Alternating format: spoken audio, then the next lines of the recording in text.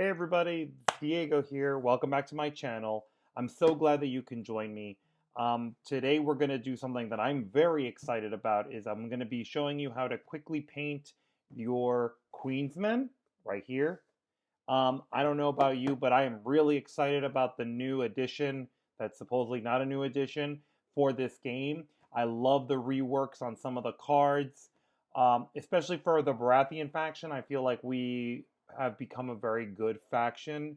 I've always liked my Baratheons, even when we didn't have the best cards. But ultimately, I think it's a lot of it comes down to player skill. I'm always a big believer in that. But it does warm my little heart to see some of these really cool models. And the reason why we're doing a paint tutorial instead of my usual unboxing and then a paint tutorial because some fiend, I don't know, who will remain nameless, actually painted their models. And so I didn't think I was so excited about getting these things on the table because I have a golden rule about not fielding any models that are not painted. I know it's a carryover from my Warhammer 40K days, and so it's one of those things that I got to work on. But now I'm going to show you how to do this really quickly, and I'm really excited. So let's get started. Remember to like, share, and subscribe. Okay, so first things first is you're going to see is that we're going to prime this model with Tamaya Silverleaf. I really like this model. Obviously, I like this model, but really like this color because the this color goes on so smooth and it's so bright that it looks really good when you first put it on, and so you really don't need to do much with it. If you're a long time follower of the channel, you know that I like to put this, and then when I use this color, I go and use a heavy portion of null oil to shade it down. This is going to make it look a little bit more reserved and a little bit more, less polished because as you can see, it looks really polished. And in fact, I think I even put another coat of it after the paint is all in, just to make sure that we are, doing it properly. So you're going to see later on in this that some of the shade kind of pulled in certain areas. There's a little trick that I learned where I just take a Q-tip and actually blotch it a little bit to make it to take some of that to soak some of that excess shade on it, as you're going to see right now. And so this is going to help it make it that it just that enough of that shade is there, and so it's not pooling and it doesn't leave like those little marks that if you see people who like me love to use null oil, sometimes they go a little too hard on it.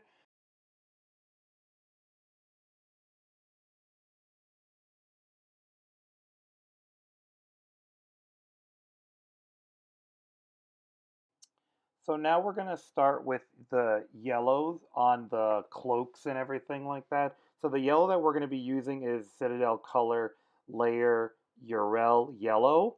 I like this yellow actually a lot better than the usual yellow that I use, which is the contrast Hezdreg Yellow. You could still use that if you want a more reddish kind of undertone. I like this one because it actually went really well with the silver paint, as you're going to see.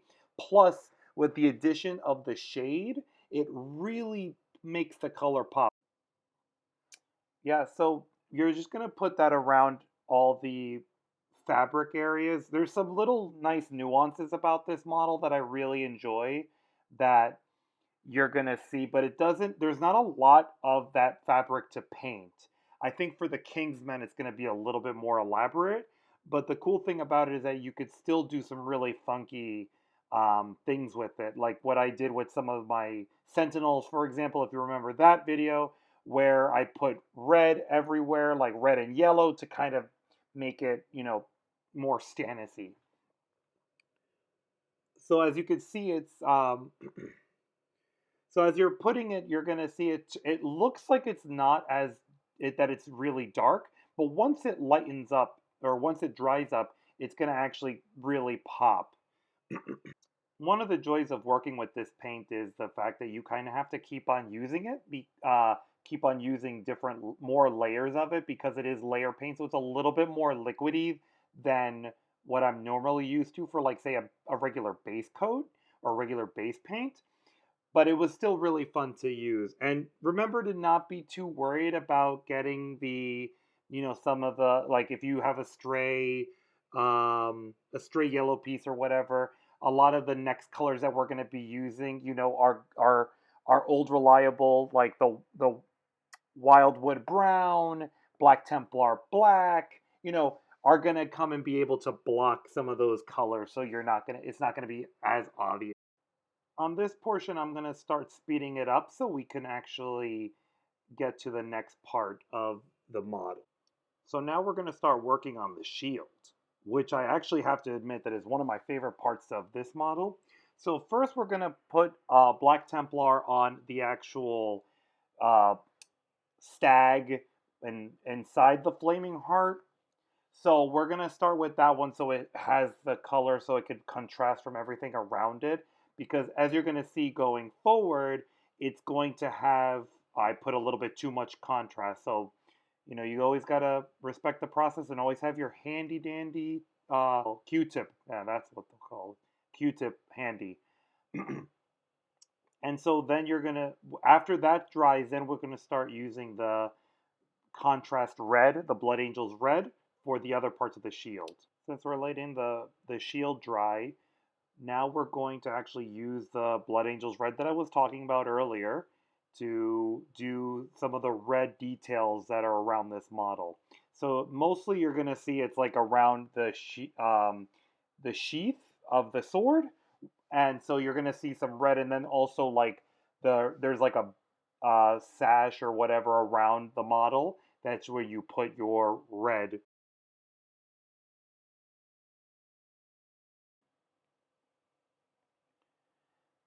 So now that we're going to go towards the new part of the model, which are the shoes, this is where we're going to be painting with Wyldwood Brown.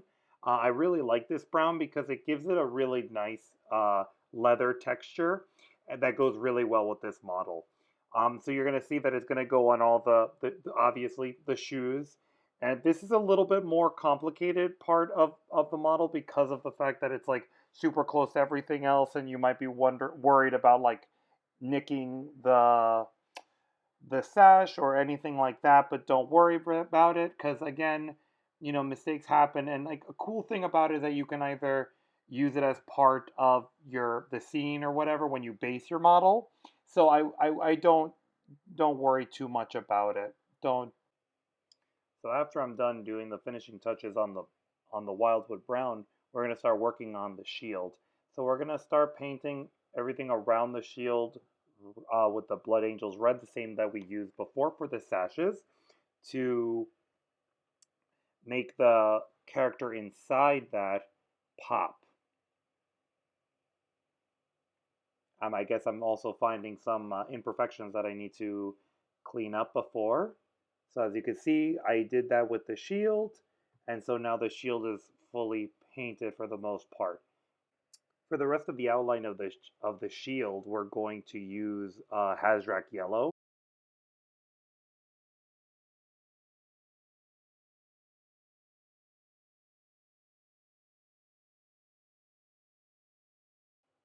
For the hilt of the sword, we're going to use Balthasar Gold. That's going to make it for the hilt of the sword, and then there's like two buttons on the top here of the model that you'll see when I get around to it. That's actually going to be a little bit of an accent mark. They're kind of like purity seals for if you are Warhammer 40k fans.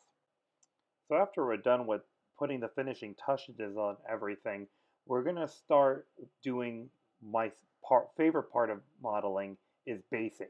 So the base paint that I use, as always, is the ground texture acrylic paint from Vallejo. Uh, this particular one is called Earth Texture.